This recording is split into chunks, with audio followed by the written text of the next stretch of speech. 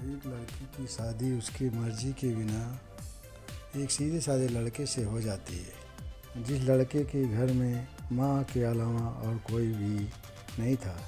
दहेज में लड़के को बहुत सारा सामान और पैसे भी मिले थे, लेकिन लड़की किसी और लड़के से ब्याह प्यार करती थी। अब लड़की की शादी बिना मर्जी के तो हो ही गई थी।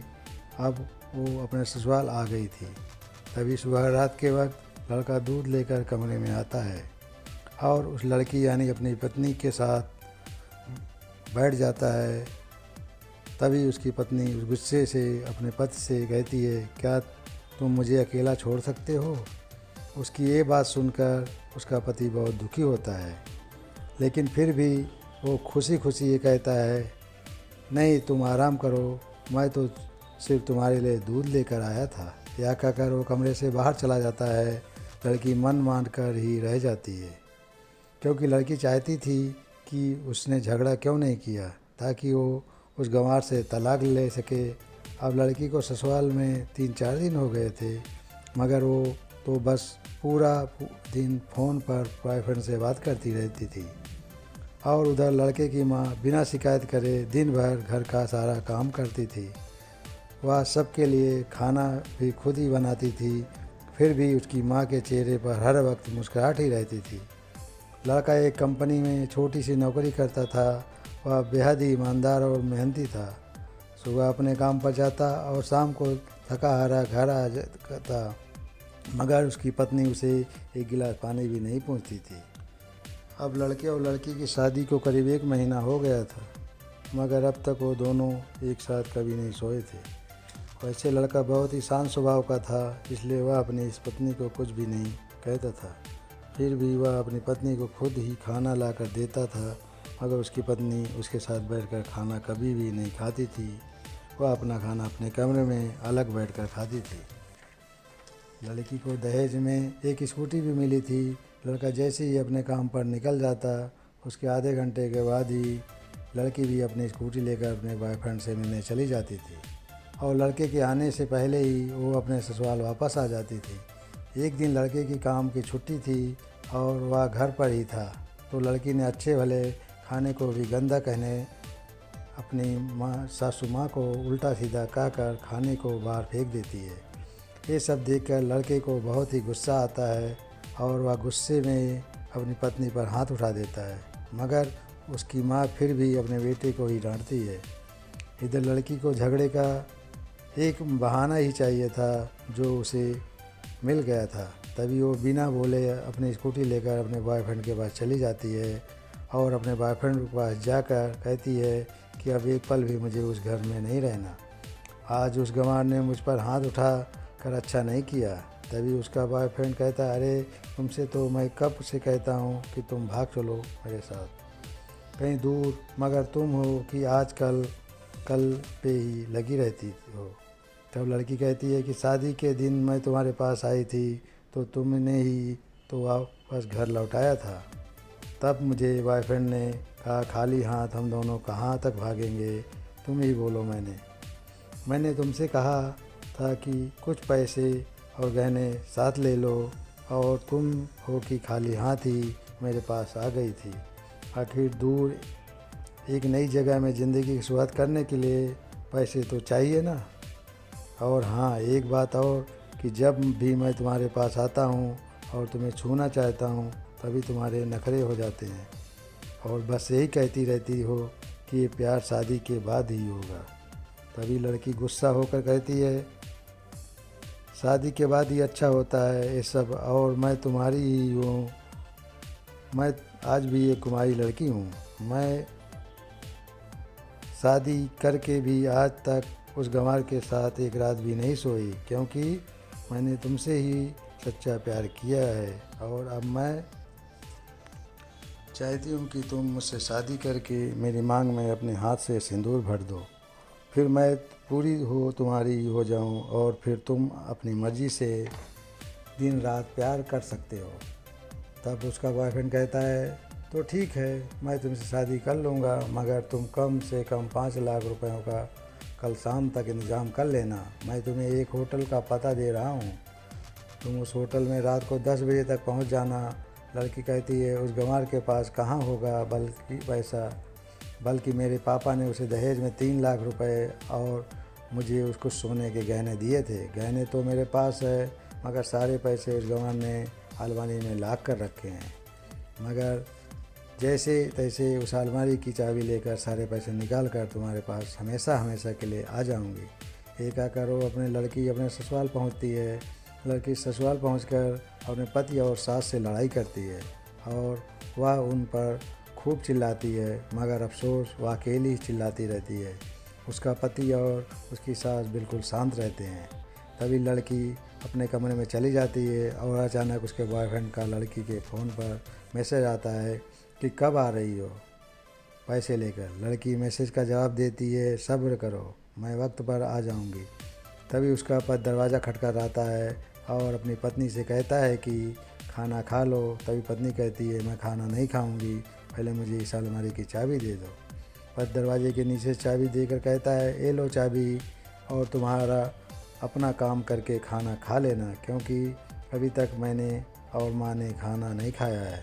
माँ ने कहा है हम आज साथ बैठकर ही खाना खाएंगे। लड़की कहती है, माँ और तुम खाना खा लो, मैं बाहर से खाना खा कर आई हूँ। ये सुनकर लड़का बाहर चला जाता है।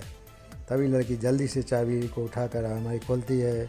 अलमारी खोलकर वो उसमें क्या देखती है कि उसमें दहेज के पूरे पैसे 3 लाख और सारे गाने तो रखे ही थे, बल्कि उसमें एक डायरी भी रखी हुई थी।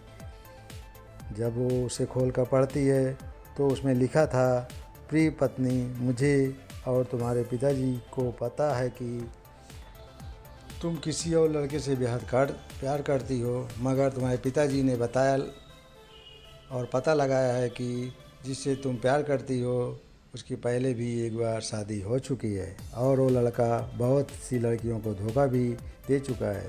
पर आपके पिताजी आपको उस लड़के के बारे में कुछ भी नहीं बता सके, क्योंकि उन्हें पता था कि ये जो इश्क का भूत होता है वह हमेशा अपनों को गहरा और गैरों को अपना बना देता है।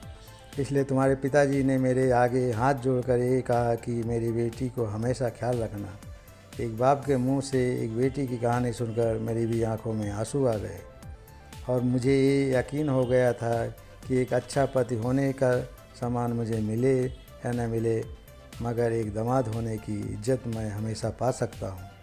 और मुझे दहेज में मिले सारे पैसे और सोने के गहने मैंने तुम्हारी अलमारी में रख दिए हैं, क्योंकि दहेज के नाम से मुझे नफ़रत हो चुकी थी कि दहेज के ही कारण मैंने अपनी बहन और पिता को खोया था।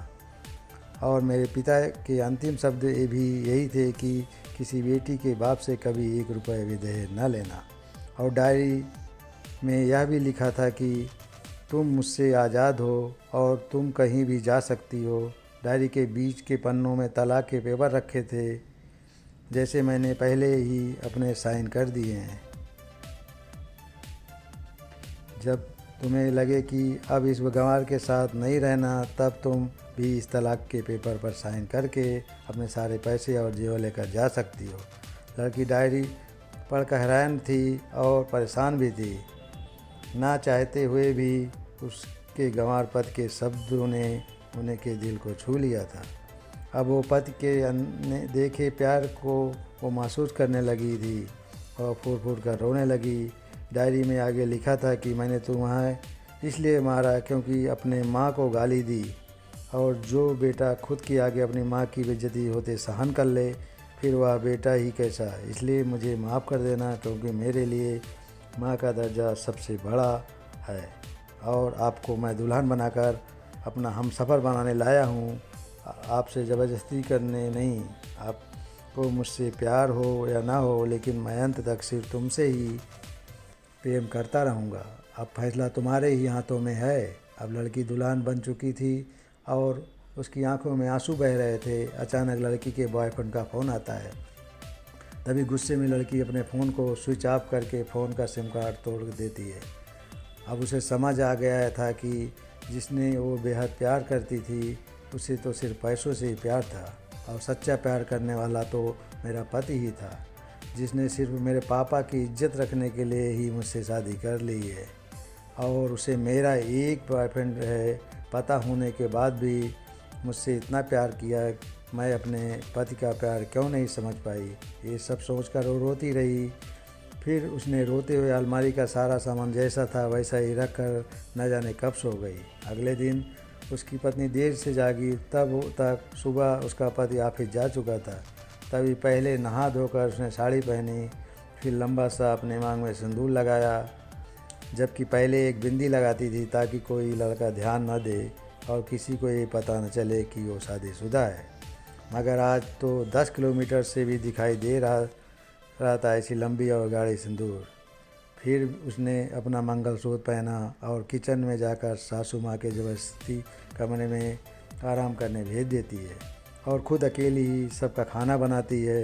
पहले सासू माँ को खाना खिलाती है और फिर अपने पति को फ़ोन करके उसके ऑफिस का पता पूछती है।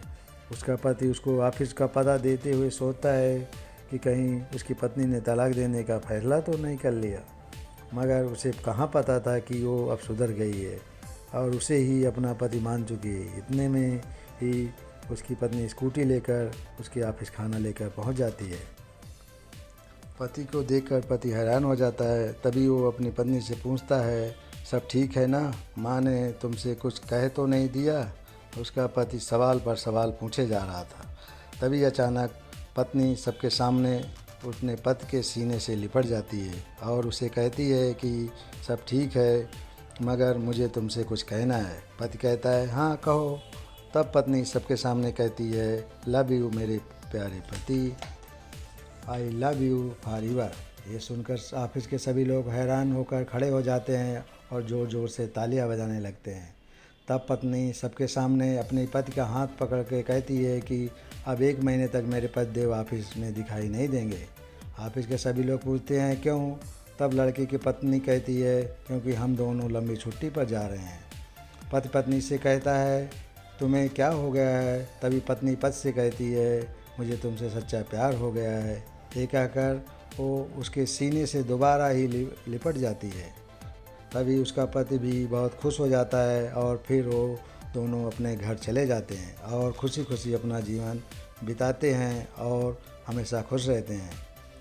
तो दोस्तों, प्यार हमेशा उससे करना चाहिए जो आपसे प्यार करता हो और साथ ही अपनी और अपने परिवार की इज्जत भी करता हो। पैसों से प्यार करने वाला इंसान कभी आपसे प्यार नहीं कर सकता।